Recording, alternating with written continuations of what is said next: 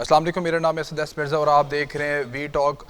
हुकूमत पाकिस्तान के लिए मुश्किलात जो हैं वो ख़त्म होने का नाम नहीं ले रही हैं। एक तरफ ख़राब माशी सूरत हाल है और दूसरी तरफ जो अंदरूनी तंजीमी मामलात हैं वो भी बद से बदतर होते जा रहे हैं। चेयरमैन नैब जनाब आफ्ताब सुल्तान साहब ने भी अपने अहदे से इस्तीफ़ा दे दिया। उन्होंने अपने ख़िताब में कहा कि बहुत खुश और मुतमईन हूँ कि अपने असूलों को बरकरार रखा, किसी के दबाव के सामने नहीं झुका और अपनी ज़िंदगी और पेशा वाराना कैरियर के कानून के मुताबिक काम करने की कोशिश करते रही। ख्याल रहे कि आफ्ताब सुल्तान ने साबिक चेयरमैन नैब जावेद इकबाल की रिटायरमेंट के बाद 2022 को जुलाई 2022 को नैब की सरबराही संभाली थी।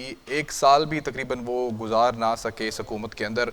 चेयरमैन नैब ने यह भी कहा कि मैं किसी के खिलाफ झूठे मुकदमात नहीं चला सकता, ना किसी के खिलाफ रेफरेंस महज इस बुनियादों पर ख़त्म कर सकता हूँ कि मुलजिम बड़ी शख्सियत का रिश्तेदार है। इस पर बात करने के लिए हमें ज्वाइन किया है सफ़ीना शेख ने और न्यूयॉर्क से हमें ज्वाइन किया है राजा रज़ाक साहब ने।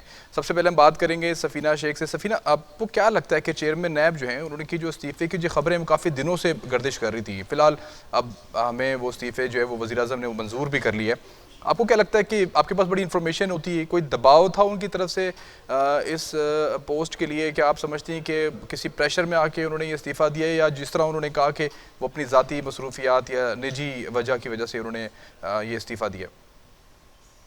अस्सलाम वालेकुम, मैं अपने नाम की करेक्शन कर दूं, सफीना खान। दूसरी आपने जो बात बोली कि नैब के जो चेयरमैन है उन्होंने रिजाइन दे दिया। अगर ये वो इस हुकूमत ने उनको सिलेक्ट किया था, वो पुरानी लेगेसी पुरानी गवर्नमेंट का हिस्सा नहीं थे, तो ये ब्लेम ये गवर्नमेंट नहीं दे सकती। मैंने कुछ हमारे टीवी एंकर और सहाफियों की भी स्टेटमेंट पढ़ी है कि जी ये हम नहीं कर रहे, हमारा इनके ऊपर कोई बर्डन नहीं था, हम इनको प्रेशराइज नहीं कर रहे थे, ये पिछली कोई और है जो इनको प्रेशराइज कर रहा। तो आई फेल टू अंडरस्टैंड पिछला कौन उनको प्रेशराइज कर रहा था। अगर ये हुकूमत अपनी मर्जी से एक नैब का चेयरमैन लेके आई थी तो डेफिनेटली यही गवर्नमेंट उनको प्रेशराइज कर रही थी। और एक शख्स है, उसका असूल है कि वो अगर वो प्रेशर नहीं देना चाहते, वो किसी के बिलवर्ड या जो वो कह रहे हैं कि फैमिली मेंबर्स के केसेस, नाजायज केसेस को वो खत्म नहीं कर सकते, तो उन्होंने बहुत ग्रेसफुली अपने आप को स्टैंड आउट किया और उन्होंने रिजाइन किया। तो अब गवर्नमेंट चाहे कुछ भी कर ले, वो इस चीज को काउंटर नहीं कर पाएगी क्योंकि ये खुद इनको लेके आए थे। अच्छा, सफ़ीरा, जो आपने कहा केसेस ख़त्म करने की बात करी, जैसे ही चेयरमैन नैब जो है उन्होंने इस्तीफ़ा दिया उसके बाद आपको पता है कि तोशाखाना रेफरेंस जो है उसकी भी तहकीकात के लिए जो है साबिक वज़ीर-ए-आज़म इमरान खान, उनकी अहलिया बुशरा बीबी हैं, उनको भी जो है वो 9 मार्च को तलब कर लिया गया। और साथ साथ आपको पता है कि 7 मार्च को परवेज़ खट्टक को, शाह महमूद कुरैशी को भी तलब कर लिया है और फवाद चौधरी जो है उनको भी 8 मार्च को तलब कर लिया है। अगर हम इन तमाम तर चीज़ों को अगर आप कनेक्ट करें तो आपको लगता है कि शायद ये रुकावट थे इन तमाम तर केसेस को टेकअप करने के लिए, या आप समझते हैं कि जो काम हुकूमत इनसे करवाना चाह रही थी, ये साफ वाज़ेह होता है कि हुकूमत जो है वो इन तमाम तर लोगों को तलब करने के लिए जो इनके ऊपर प्रेशर डाल रही थी, जो इनकार करते रहे? आपने अपने सवाल के अंदर ही जवाब को समाप्त कर दिया। मैं जैसे पहले एक्सप्लेन कर रही थी कि डेफिनेटली ये गवर्नमेंट उनको पुश कर रही थी कोई ऐसी काम करने के लिए जो उनको लगता था अकॉर्डिंग टू लॉ वो नहीं स्टैंड आउट कर सकेंगे, तो वो किसी को भी विक्टिमाइज नहीं करना चाहते थे। तो अभी आपने देखा कि जो ही उनके हटते ही सबको नोटिस चले गए, इमरान खान साहब को भी 9 मार्च को बुला लिया गया। सो दैट मीन कि गवर्नमेंट उनको पुश कर रही थी और उनको दीवार के साथ लगा रही थी कि अगर आप ये हमारी बातें नाजायज है या जायज है, हमें उस पर नहीं जाते, लेकिन अगर आप हमारे ऑर्डर नहीं मानेंगे तो आप रिमूव कर दिए जाएंगे। तो उनको वो प्रेशर फील हो रहा था, तो उन्होंने सोचा कि बेहतर है कि मैं कुछ गलत करूं, मैं यहाँ से अपने आप को अलहदा करता हूं। तो डेफिनेटली ये गवर्नमेंट विक्टिमाइज कर रही है, जो इस वक्त एक ही पॉलिटिकल पार्टी है पीटीआई जो बाहर है हुकूमत के। तो इनका मकसद नजर आता है कि सिर्फ और सिर्फ पाकिस्तान की तमाम गवर्नमेंट मिलकर एक इमरान खान को काउंटर नहीं कर पा रही है और उनकी पार्टी को काउंटर नहीं कर पा रही है। तो इसलिए वो चाहते हैं, एक्चुअली इट्स पब्लिक मिमिक मैं इसको बोलती हूँ, क्योंकि गवर्नमेंट किस तरह से प्रेशर में है, इंटरनेशनली भी और लोकली भी लोग उनको बैश कर रहे हैं, वो खुद इकरार कर रही है। मरियम नवाज शरीफ साहिबा ने खुद ऑन रिकॉर्ड बोला कि ये तो मेरी गवर्नमेंट ही नहीं है। तो गवर्नमेंट कैसे वो कह सकती है, इतना ब्लंट झूठ बोला उन्होंने। उनके चचा की है जिनको वो कहती है मेरे वालिद हैं, उनकी जी अपनी जी। पार्टी है पीएमएलएन, तो वो इसका मतलब वो ये कह रही है कि पीएमएलएन के मेरे मेरे वालिद नवाज शरीफ साहब की पार्टी नहीं है। तो मुझे ऐसा लगता है कि इस वक्त वो बहुत ज्यादा स्ट्रेस में है। मरियम नवाज शरीफ साहिबा भी बहुत ज्यादा स्ट्रेस में, क्योंकि वही इस वक्त फेस हैं पीएमएलएन का, जो आती हैं बड़ी वोकल तरीके से, बीइंग अ वुमेन फेस करती हैं क्रिटिसिज्म को भी, इसका उनको क्रेडिट मिलना चाहिए। लेकिन क्या पूरी पार्टी के अंदर सिर्फ एक मरियम नवाज है जिन्होंने ठेका लिया हुआ है कि वो हर क्रिटिसिज्म को उन्होंने ही बर्दाश्त करना है? मुझे लगता है मरियम नवाज को भी एक टेक अ डीप ब्रेथ, ठीक। पीछे होना चाहिए कि जो पार्टी हुकूमत रूल कर रही है, जो वो कह रही है मेरी नहीं है, तो फिर वो लीड भी मत करे। अच्छा ठीक है, मैं राजा साहब से ये सवाल काफ़ी ज़्यादा आपने इल्ज़ामात भी लगा दिए और मेरे ख्याल से बिल्कुल ब्लैक एंड वाइट में बता दिया कि शायद प्रेशर किन की तरफ से था और किन के जो है वो केसेस जो है वो बनाने के लिए उनके ऊपर प्रेशर था। आप कहती हैं कि तमाम तर पार्टियां जो हैं वो एक मिल के एक इमरान खान के पीछे पड़ी हुई हैं। राजा साहब, आपने सुना होगा सफीना की तमाम तर बातों को, लेकिन मैं आपसे सवाल जो मैं करना चाहूँगा, फिर आप अपनी राय का भी इजहार करिएगा कि ये वैसे बड़े असूल पसंद जो हैं वो अफसर माने जाते थे, इनका कैरियर पे किसी किस्म का कोई दाग नहीं था, इस बात से सारे इतफाक़ करते हैं। क्या आपको लगता है कि इस्तीफ़ा जो है उनका देना, या वो कहते हैं कि मैं किसी पे झूठे मुकदमात नहीं बना सकता? मैं आपसे ज़रा डिफरेंट सवाल करना चाहूँगा इस हवाले से, कोई बैलेंस किस्म की सूरत हाल पैदा करते हैं। क्या आप समझते हैं कि इमरान खान को गिरफ्तार ना करने का प्रेशर था, या इमरान खान पे आप कहते हैं कि मुकदमात जो है वो बनाने का प्रेशर था? दोनों सूरत हाल में आप क्या समझते हैं? बहुत शुक्रिया आपका असद, और सफीना को भी मेरा सलाम। बड़ा अच्छा लगा, काफ़ी अरसे के बाद जो है वो उनसे भी आमने सामने बातचीत हो रही है।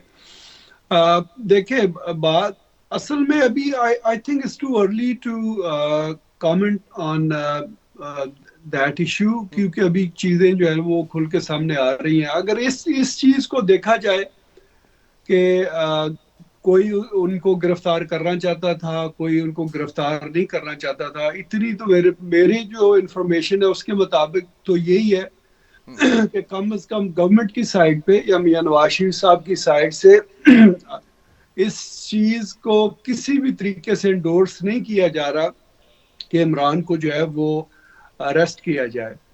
और दूसरी जो सफीना ने बात की कि एक इमरान के पीछे जो है ना ये सारी पार्टियां जो है वो इकट्ठी हुई हैं। मैं हमेशा, आपको पता है असद साहब, ये मैं बात कहता हूँ कि इमरान हाँ ना पहले रेलिवेंट था, ना आज रेलिवेंट है सियासत में, और ना आने वाले वक्त में रेलिवेंट होगा। वो सिर्फ एक मोहरा था। बेसिकली पिछले 4 साल जो है वो मार्शल लॉ था। अब सफीना जाहिर है इस पे कमेंट जरूर करेंगी, मगर मैं, अगर आपके पास वो न्याजी साहब का क्लिप है वो चला दे, जिसमें कहते हैं जी कि मेरे पास तो कोई इख्तियारात नहीं थे, सारा जो इख्तियारात थे वो बाजवा साहब के पास थे। तो वो जो मैं बात कह रहा हूँ कि 4 साल पिछले जो है वो मार्शल लॉ की हुकूमत थी, उससे पहले वो एक और, उससे पहले वो कुछ और भी कहते थे। वो कहते थे कि सारा इख्तियार ही मेरे पास है और मेरे हुक्म के बगैर तो इस मुल्क में कुछ भी नहीं होता। तो उससे पहले वो ये बात भी कहा करते थे। हाँ, और हम ऑन रिकॉर्ड ये चीज पहले भी कहते थे कि न्याजी साहब जो है ना वो रेलेवेंट नहीं है, वो जस्ट एक मोहरा है जिसको आगे बैठाया हुआ है। बाकी जो भी चीजें हो रही हैं वो पीछे हैं। जो हम उस वक्त बातें करते थे, न्याजी साहब जो है वो आज सेकंड कर रहे हैं। तो इसलिए मैं समझता हूँ कि उनकी गिरफ्तारी का तो गवर्नमेंट की साइड पे तो शायद इतना इशू नहीं होगा। और वैसे भी जो गवर्नमेंट है, जैसे हमारे लोग कह भी चुके हैं कि हमारी गवर्नमेंट तो 28 नवंबर के बाद शुरू हुई है। जो पहले जिस तरीके से खेल खेला जा रहा था बाजवा साहब का और फैज साहब का, हम पहले भी कहते थे, मैं कम से कम ये कहता था कि ये सब टोपी ड्रामा है, ये गालियां जानबूझ के दे रहा है।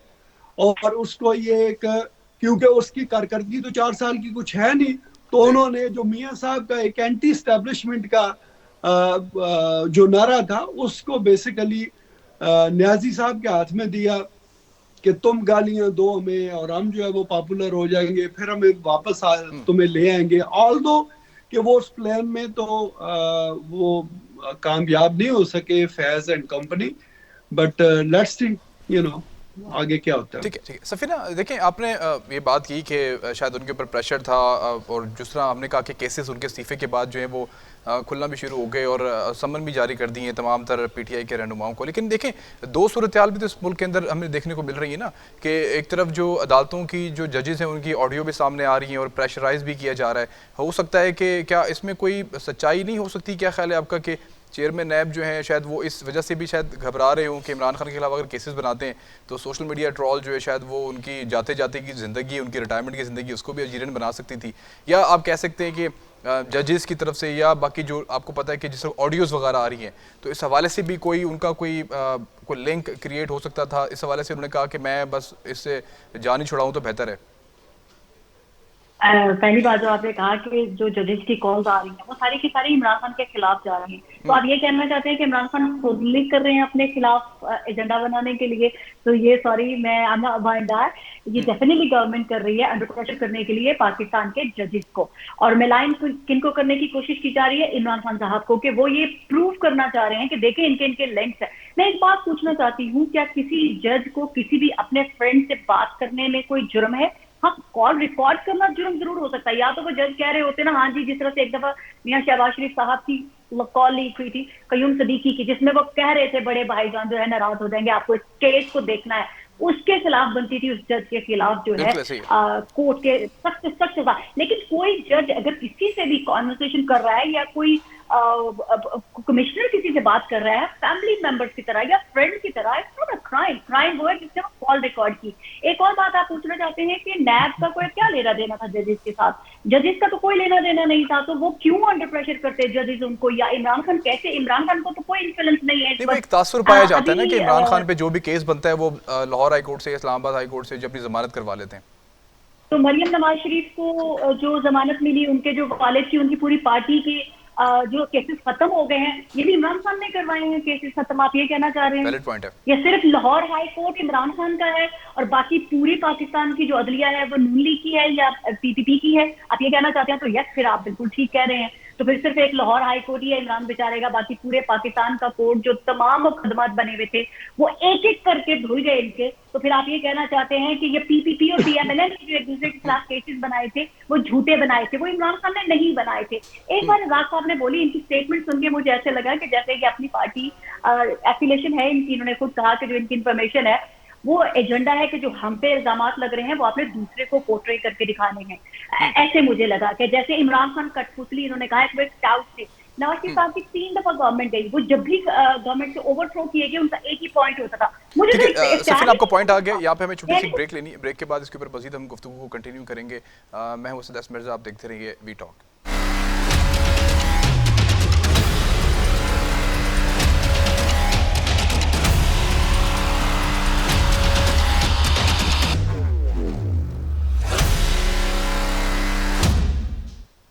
वेलकम बैक जी। पाकिस्तान की माशी सूरत हाल में कुछ मुस्बत पेशरफ जो है वो देखने में आ रही है। एक तरफ जारी खातों में बड़ी कमी देखने में आई और दूसरी जानिब डॉलर की मुसलसल कदर में कमी देखने में आ रही है। 276 पर जाने वाला डॉलर इस वक्त आज 260 रुपये पे बंद हुआ। मगर साथ ही ख्वाजा आसिफ के कुछ दिवालिया होने वाले बयान के बाद स्टॉक मार्केट के कारोबार के अंदर कुछ हमें कमी देखने में आई, लेकिन आज हमें उसमें कारोबार में मुस्बत जो है वो चीज़ें भी देखने को मिली है। ब्लूमबर्ग के मुताबिक पाकिस्तान का IMF पैकेज अब सिर्फ चंद कदमों की दूरी पर है। 2 से 3 दिन में पाकिस्तान 6.5 बिलियन डॉलर का बेल आउट पैकेज लेने में कामयाब हो जाएगा। इस पर बात करेंगे मुस्लिम नून के रहनुमा मोहम्मद ज़ुबैर साहब के। मोहम्मद ज़ुबैर साहब, बहुत बहुत शुक्रिया आपने प्रोग्राम को ज्वाइन किया। सर, ये बहुत अच्छी खबरें नहीं है पाकिस्तान के हवाले से कि 6.5 बिलियन डॉलर के बहुत करीब जो है हम आ चुके हैं और कहा जा रहा है कि ये दोस्त ममालिक जो हैं उसके अलावा ये पैसे होंगे जो हमें मिलेंगे। इससे कुछ पाकिस्तान की मुश्किलात में कमी आएगी या आप समझते हैं कि मजीद हमें कुछ सफ़र करने की ज़रूरत है? इस सफर तो बहुत लंबा है। ये तो एक, और ये 6.5 बिलियन तो टोटल पैकेज था, जिसमें से जाहिर है bulk of money had come during PTS government. फिर जब से ये हुकूमत आई है PDM की तो 1.18 बिलियन आया था सितंबर में और अब कोई 1 बिलियन आएगा और इसके बाद थोड़ा सा मेरा ख्याल है कि 1 बिलियन बच जाएगा। जो नाइन्थ रिव्यू है जो 9th रिव्यू का तो 1 बिलियन आएगा ना अभी जो 9th रिव्यू हुआ है और इसके बाद जून तक है ये। सो बट वो उससे ज्यादा अमाउंट से ज्यादा जो इसकी अहमियत है वो ये है कि जी बाकी जो मल्टीलैटरल एजेंसीज है या दोस्त ममालिक हैं या कमर्शियल बैंक्स हैं उनके लिए राह हमवार हो जाती है, बिकॉज सबको फिर ये अंदाजा हो जाता है कि जी IMF के प्रोग्राम में अगर ये है तो IMF की इतनी सख्त कंडीशनैलिटीज होती हैं और IMF आपकी इकोनॉमी को इतने क्लोज रेंज से देखता है। तो अगर आपने वो टेस्ट पास कर लिया है तो फिर बाकी उनके लिए मुश्किल नहीं होती है। और इसी तरह से अगर हमने कल बॉन्ड्स रेज करने हो फॉरेन एक्सचेंज लेने के लिए या ग्लोबल कमर्शियल इंस्टीट्यूशन से पैसे रेज करने, तो ये उसकी जानिब एक कदम होगा। लेकिन economy is not just about dollars, उसमें दूसरा हिस्सा भी है जो चैलेंज है। लोग भूल जाते हो, समझते हैं कि आईएमएफ हो जाएगा तो जाहिर सी बात है इस वक्त हमें जो बहुत बड़ा मसला है वो अवाम के हवाले से, क्योंकि मैं इसलिए बात करूंगी कि अवाम भी कहते हैं ये सिर्फ वो डॉलर्स की बात करके खत्म कर देते हैं, महंगाई का क्या होगा, क्योंकि वो भी तो हमारी मईशत का हिस्सा है और सबसे ज्यादा जो अफेक्ट करता है लोगों को वो महंगाई है। और महंगाई की शरह इस वक्त बहुत ज्यादा है और लोगों के जाहिर है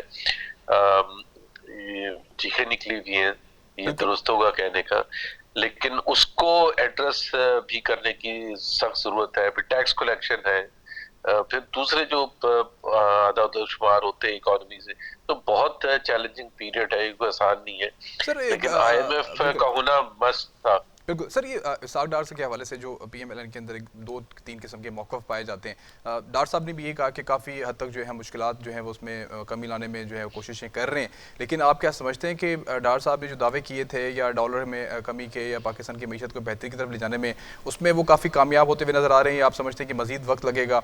और कहीं आप भी तो उन लोगों में शामिल तो नहीं जो समझते हैं कि डार साहब की जो पॉलिसीज़ हैं वो इस वक्त पाकिस्तान की मीशत के लिए मुस्बत नहीं है, दुरुस्त नहीं है? जो नहीं, मेरा ख्याल है देखें, एक तो ये है कि इतनी छोटे अरसे के पीरियड में किसी को जज करना सही बात नहीं होती। और पाकिस्तान जैसे थर्ड वर्ल्ड कंट्री में आप ये कहेंगे जी 4 महीने में इकोनॉमिक टर्न अराउंड क्यों नहीं हुआ?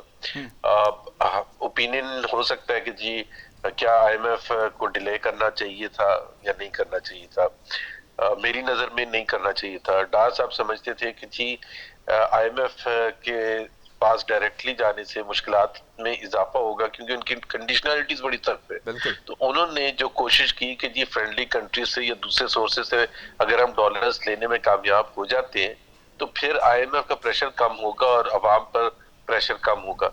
इस वजह से उन्होंने वो कोशिश की, it was worth taking that effort, लेकिन वो कामयाब नहीं हुए।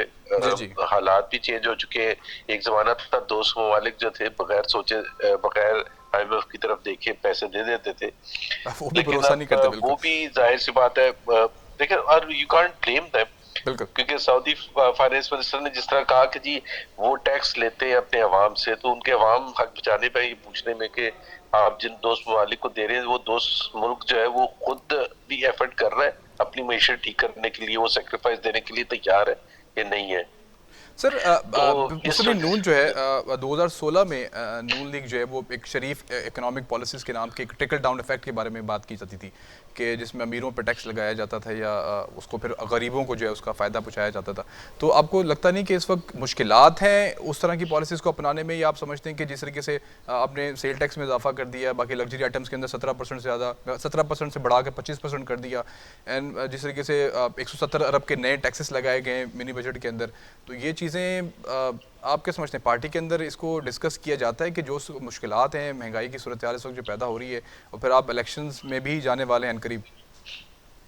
देखिए, ये दो अलग अलग चीजें इलेक्शन ईयर में, वो तो आपने हुकूमत अपनी चॉइस से ली थी, तो वो तो फिर जब चॉइस से ली थी तो उसमें फिर आप गिले शिकवे तो नहीं कर सकते। आईएमएफ प्रोग्राम में पाकिस्तान ऑलरेडी चल रहा था, तो we exercise our own choice, ये समझ के कि शायद हम ठीक कर लेंगे, लेकिन जाहिर है आईएमएफ प्रोग्राम में जब तक आप रहते हैं तो सख्त कंडीशनलिटीज, अनपॉपुलर फैसले करने पड़ते हैं। जहां तक पीएमएलएन की पॉलिसीज का देखें, 1 साल में 1.5 साल में पॉलिसीज उस तरह से जो हमारा कोर जो है कि जी किस तरह से मीशत को आगे लेके जानी है, we are always supportive of private sector. हम कहते हैं कि जी टैक्स कम हो ताकि इंसेंटिव ज्यादा हो और बड़े बिजनेसेस इन्वेस्ट कर सके इसकी वजह से, और फिर वो इन्वेस्ट करेंगे तो फिर जॉब क्रिएशन होगी, टैक्स ज्यादा कलेक्ट होगा इकोनॉमी को एक्सपैंड करने की वजह से।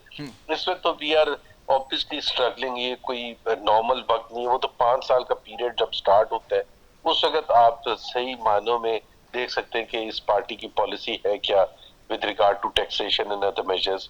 हम हमेशा से मियां नवाज शरीफ ने तो शुरू दिन से ये उनका कॉन्सेप्ट था कि जी टैक्स रेट को कम किया जाए ताकि लोग इन्वेस्ट करें, इकोनॉमी बढ़ेगी तो उससे वो जो ओवरऑल टैक्स कलेक्शन होगा वो ज्यादा हो जाएगा, चाहे वो सन 90 का दौर था, 97 में थे या 2013 में थे, वो इस वक्त तो वो नहीं हो सकता। इस वक्त तो ये है कि आईएमएफ आपके ऊपर बंदूक लेके बैठा था कि जी 170 बिलियन के और टैक्सेस लगाएं और बिजली की कीमतें बढ़ाएं, गैस की कीमतें बढ़ाएं और सब्सिडीज को खत्म करें and so on and so forth. So I mean this is an unusual period and I don't think so this is reflective of the true PMLN policies as they were in the past. Sir current account deficit को बड़ा celebrate किया जा रहा है इस वक्त पीएमएलएन की तरफ से कि उसमें काफ़ी हद तक कमी देखने में आई है। सर करंट अकाउंट डेफिसिट जब इमरान खान के दौर के अंदर भी इसमें कमी आई थी तो पीएमएलएन शायद इसी को एम्फसाइज करती थी कि ये कोई पॉजिटिव साइंस तो नहीं होते किसी भी मईशत के लिए। आपने इकोनॉमी अपने इंपोर्ट को कट लगा के आपने इजीली करंट अकाउंट डेफिसिट को नीचे लाया जा सकता है। अब दोबारा $0.24 बिलियन पे हमारे करंट अकाउंट डेफिसिट आ तो गए, लेकिन आप समझते हैं कि कोई वाकई एक पॉजिटिव साइन है पाकिस्तान की मईशत के लिए? देखिए इकोनॉमी में जो सबसे ज्यादा मुश्किल होता है, चैलेंज होता है कि वो आप तमाम जो आपके इंडिकेटर्स होते हैं ना उनको उनका सबका साथ इफेक्ट देखना पड़ता है। ये नहीं होता कि जी एक को लेके आइसोलेशन में, वो जो इमरान खान ने डिक्लेयर किया था पार्लियामेंट में कि the only indicator that matters is current account deficit, that's not true. क्योंकि करंट अकाउंट डेफिसिट को ठीक करने के लिए वो जरूरी है, ठीक करने के लिए, क्योंकि डिपेंड करता है आप किस सिचुएशन में है। इस वक्त हमारे पास डॉलर्स की कमी है, जाहिर सी बात है हम एक बड़ा करंट अकाउंट डेफिसिट नहीं अफोर्ड कर सकते, तो आपने इंपोर्ट्स को कर्टेल किया, लेकिन उसके डाउन साइड भी होते हैं, उसके नेगेटिव असरात भी होते हैं। जब आप इंपोर्ट कम करेंगे तो आपकी जो रॉ मटेरियल है, इकोनॉमिक एक्टिविटी उसकी इंपोर्ट, तो इकोनॉमिक एक्टिविटी धड़ाम से गिरेगी, जो कि गिर भी रही है। तो वो क्या ये लॉन्ग रन में ये एक अच्छा चीज है या नहीं है? लेकिन इस वक्त तो कोई चॉइस थी ही नहीं, हमारे पास रिजर्व्स दिन ब दिन कम हो रहे थे, उसमें आप करंट अकाउंट भी बड़ा खड़ा करते जस्ट बिकॉज इकोनॉमिक एक्टिविटी ज्यादा हो।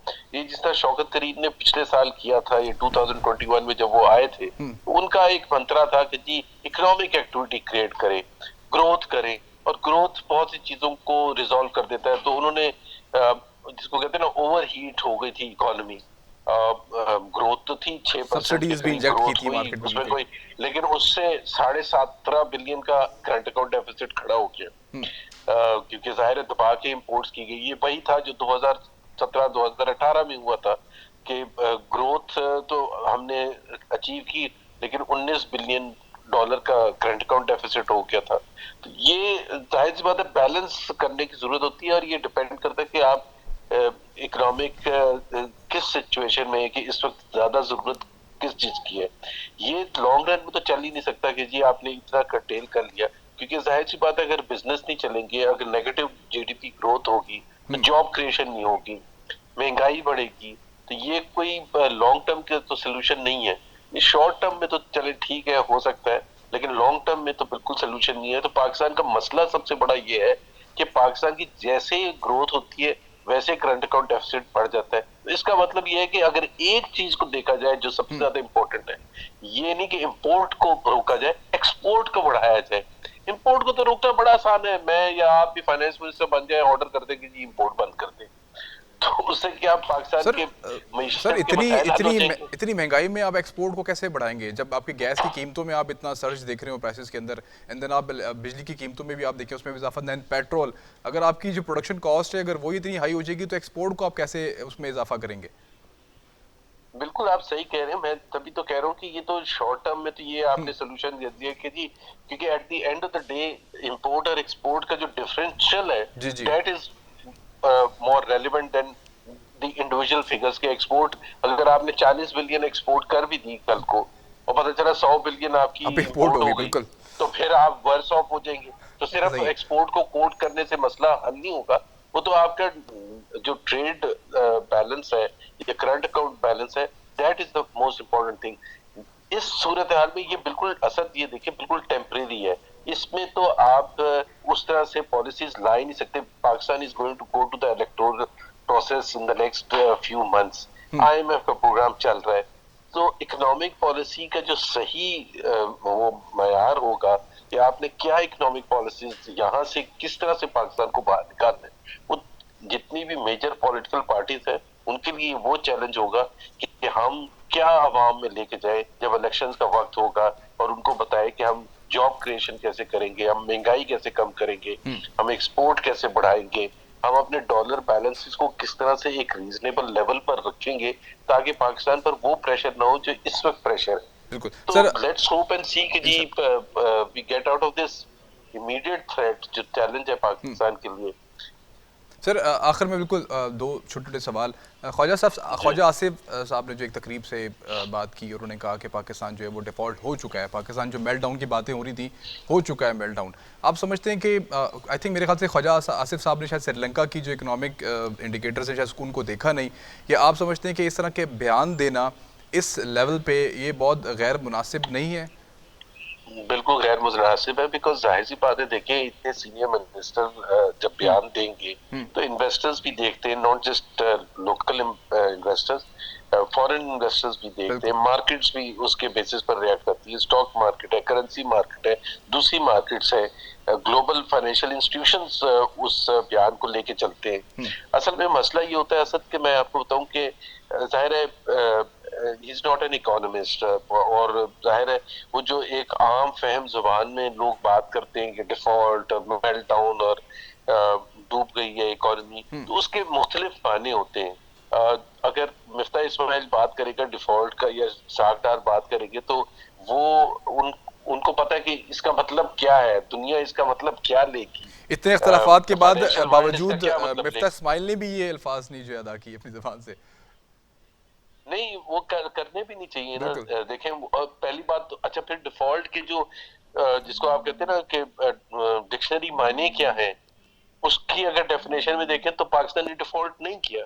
डिफॉल्ट होता है अपनी फॉरेन पेमेंट्स पर, कि जी इस वक्त हमने जो पेमेंट्स करनी थी, चाहे बॉन्ड्स की पेमेंट करनी थी, चाहे दूसरी पेमेंट्स थी, ऑब्लिगेशन थी, हमने वी हैव कंसिस्टेंटली मेट। इसी की वजह से तो हमारे रिजर्व्स गिरे, इसी की वजह से तो 3 बिलियन पर आए हैं कि हमने कहा कि हम ये नहीं कर सकते कि कमर्शियल बैंक्स दुबई के उनको $1 बिलियन वापस करने थे, हमने दिए टाइम पर। हमारे बॉन्ड मैच्योर हो रहा था दिसंबर को, मेरा ख्याल है हमने दिए उनको। तो वो default in the true sense is something जो श्रीलंका में हुआ था, 76% inflation, you are unable to meet your foreign obligations on time. That is a default. बिल्कुल श्रीलंका में आई थिंक अल्लाह का शुक्र है वो नहीं है, तो लेट्स नॉट 450 वहां के जो लोकल करेंसी है वहां पर एग्जैक्टली चले गए किसी की। जी बिल्कुल सर, बिल्कुल लास्ट में मैं आपसे एक सवाल जो मैं एक रॉयल्टी देख के मैं पूछना चाहूंगा कि आपको क्या लगता है सर, ये अप्रैल में वाकई इलेक्शन होंगे? होने तो चाहिए पंजाब के और केपी के इलेक्शन। जी बिल्कुल जो सदर पाकिस्तान ने जो ऐलान किया 90 दिन का रूल, मेरा ख्याल है उसको उसी तरह से लेना चाहिए, और मेरे हिसाब का मतलब 90 दिन नहीं होता है। अब ये कहना कि 90 दिन, ये नहीं आइन में लिखा हुआ कि 90 दिन में अगर नहीं होते तो क्या होगा, वो तो ऐसे बहुत सी चीजें थी। जस्टिस फुनीद ने भी उनकी इंटरप्रिटेशन की थी अपने हिसाब से, और फिर जस्टिस पता नहीं कौन कौन हमारे आए जजेस, और उन्होंने ऐसे ऐसे फैसले किए, उसके तबाकुन असरात भी हमें पता है कि क्या हुए थे। मेरे हिसाब से पीएमएल और पीएमएलएन में बिल्कुल ऐसा कोई रुझान नहीं है कि वी वांट टू अवॉइड। वहाँ लीगल इंटरप्रिटेशन हर एक की अपनी होती है। सर अगर इलेक्शन में जाते हैं तो ये तो आप कोई सुसाइड मिशन पे भेजने की बातें कर रहे हैं पीएमएलएन को। नहीं, सुसाइड मिशन क्या, मैंने आपको कहा ना कि लास्ट ईयर हमारे पास चॉइस थी ना कि हम आए या ना आए। आईएमएफ प्रोग्राम के अंडर थे, तो जब हमने चॉइस की थी उस वक्त तो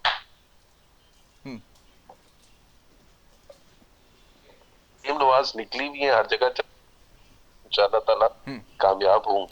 चलें, और सर ये आज बड़ी एक डेवलपमेंट है, परवेज इलाही जो है उन्होंने पार्टी में शमूलियत इख्तियार कर ली है, तो इस हवाले से आप कैपीटीए में शमूलियत इख्तियार कर ली, आप क्या समझते हैं कि ये कोई मुस्बत पेशरफ्त है या बाकी ये तिया पांचा नहीं हो गया? आपको समझते हैं काफ लीग की सियासत का?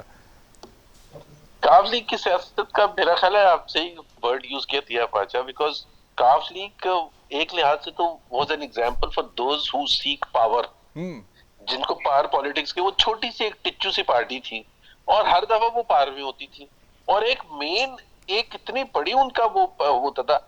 2000 से लेके 2008 तक मुशर्रफ साहब के साथ थे, वो वजीर आजम भी बने चौधरी शुजात, चीफ मिनिस्टर थे all through that period Pervez Elahi sahab. उसके बाद पीपल्स पार्टी आई जो कि इतनी सख्त मुखालफत थी, उसमें डिप्टी प्राइम मिनिस्टर बन गए परवेज इलाही साहब, और पता नहीं 10-12 मिनिस्टर्स बन गए, फेडरल मिनिस्टर्स बन गए।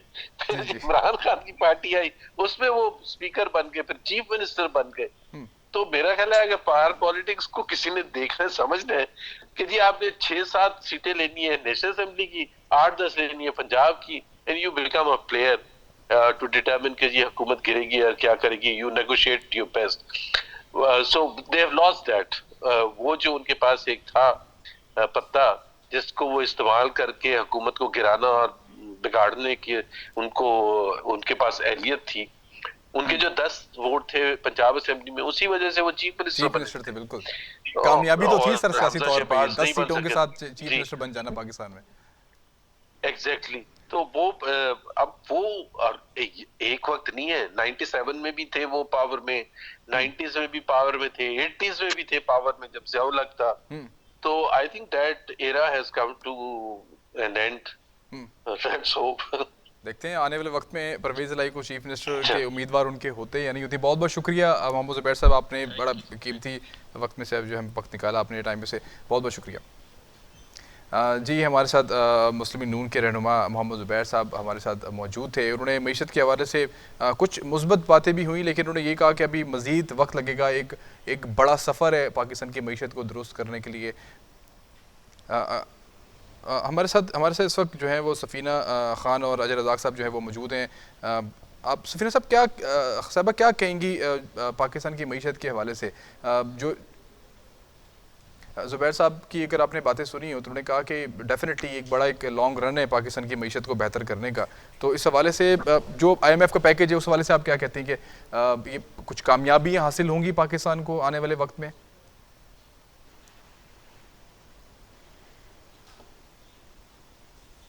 आप मुझे सुन सकती हैं? राजा साहब आप हमारे साथ मौजूद हैं? नो, सफीना ने म्यूट किया।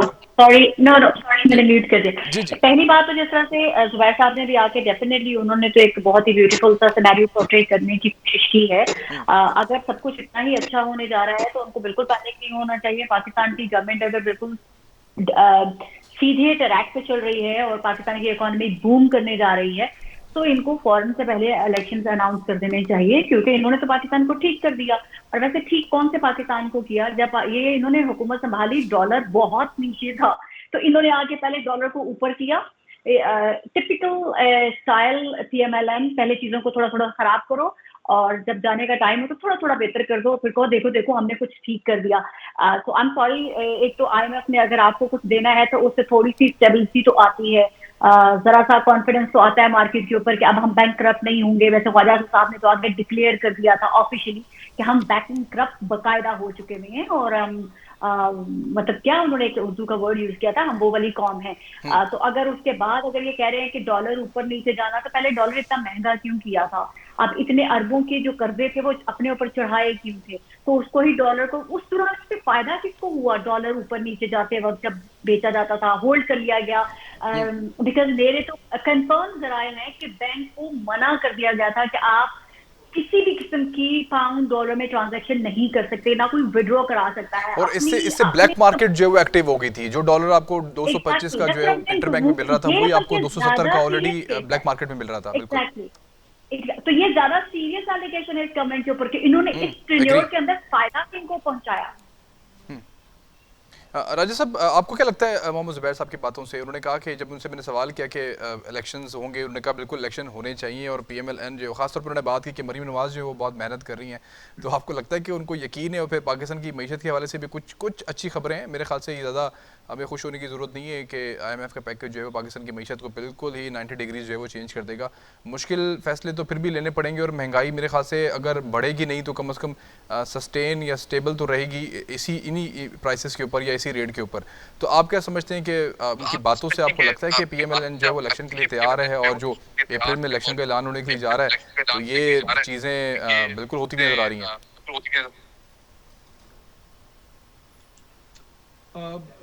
बीच में थोड़ा सा इंटरप्शन आ गया था। देखिए जिस जगह पे न्याजी साहब पाकिस्तान को छोड़ के गए थे और जिस डायरेक्शन में वो पाकिस्तान को लेके जा रहे थे, और उस पे आपने सुना बाजवा साहब का भी जो एक स्टेटमेंट आया कि अगर कुछ दिन और रह जाता तो शायद नाकाबिले तलाफी जो है वो पाकिस्तान को नुकसान हो जाता। और ये कुछ सरप्राइजिंग तो नहीं था, क्योंकि उन दिनों सफीना भी हमारे साथ ही थी और इसी पे हम बात करते थे कि न्याजी साहब जो है ना एक एजेंडे के तहत इनको लाया जा रहा है, पाकिस्तान को जो है वो डिस्टेबलाइज करने के लिए इनको एक मिशन दिया जा रहा है, उसी पे इन्होंने काम करना था और exactly this is how delivered. तो ये चीज़ें हमारे लिए कोई सरप्राइजिंग नहीं है। तो अब डेफिनेटली इकानमी को जो है वो बेहतर करने की कोशिश की जा रही है और जिस जगह पे इस वक्त पाकिस्तान पहुंच चुका है उसके लिए देखें एक हल तो ये भी है कि आप एक साल में तो यकीनन ये जो खान साहब आपके लिए घड़े खोद के गए हैं उनमें से आपके लिए निकलना आसान नहीं होगा।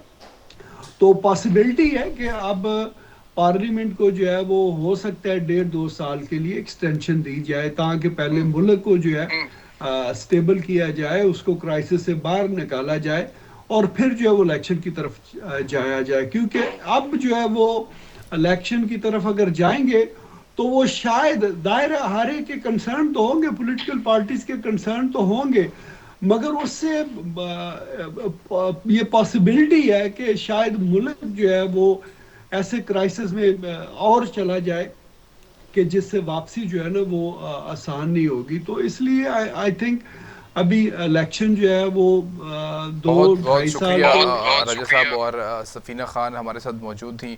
पाकिस्तान की मीशत के हवाले से मोहम्मद ज़ुबैर साहब हमारे साथ मौजूद थे, उनसे हमने गुफ्तगू की और हमने जो चेयरमैन नैब के इस्तीफ़े के हवाले से जो खबरें थी उसके ऊपर हमने गुफ्तगू की। यहाँ हम लेते हैं ब्रेक और देखते रहिए वी टॉक।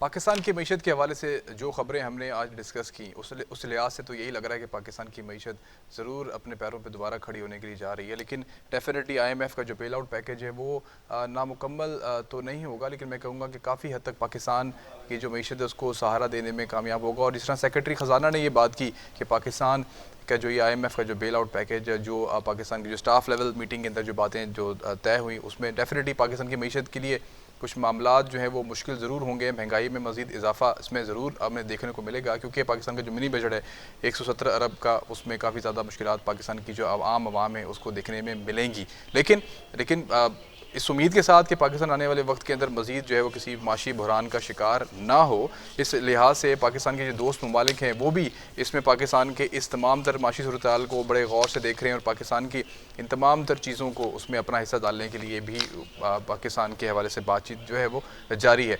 मैं तो आपका होस्ट असद एस मिर्ज़ा, आप देख रहे थे प्रोग्राम वी टॉक। अल्लाह हाफ़िज़।